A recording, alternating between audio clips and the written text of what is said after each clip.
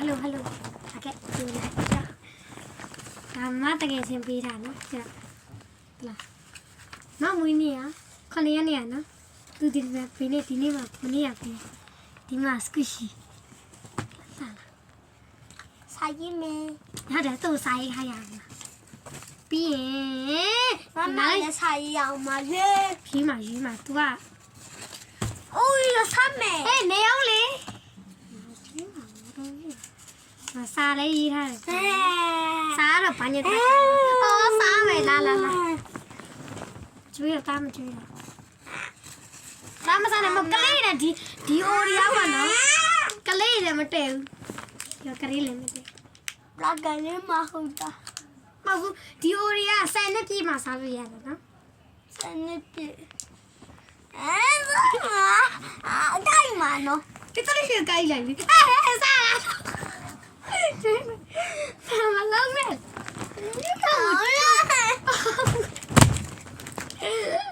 ဒီအိုရီယာဆယ်နှစ်ပြည့်ဒီအိုရီယာဆယ်နှစ်ပြည့်မှစားလို့ရတာလို့စားချင်တာလားစားချင်တော့စားချင်ကျွေးမှစားလေးတော့ရေးလိုက်ပါကျွေးမယ်အကောင်မနေနဲ့အေးနေအောင်ဒီမှာ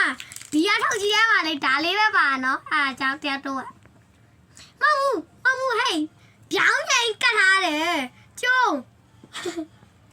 ကလေးလည်းမတည့်ဘူးလို့နော်အကြီးနော်ခုနကြိုက်မှာတတိရှိကြိုက်တယ်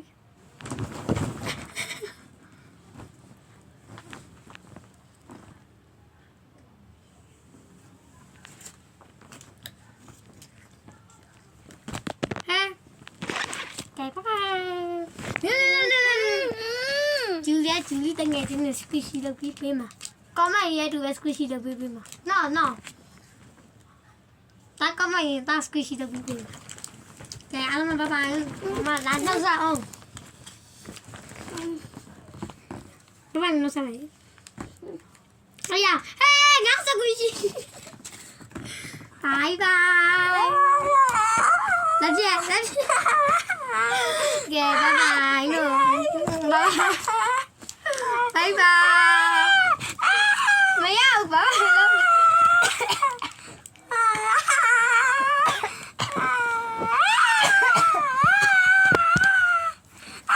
Ngã ăn tí này. Bye bye. Đi đâu bye bye mày.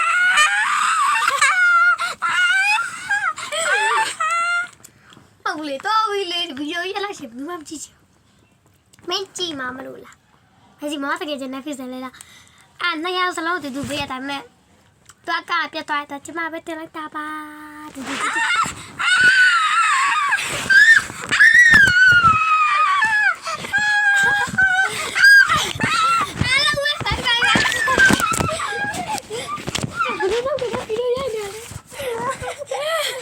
sorry အလေးနဲ့ရမ်းဟွာဖြစ်သွားပြီပြတ်ထားပါ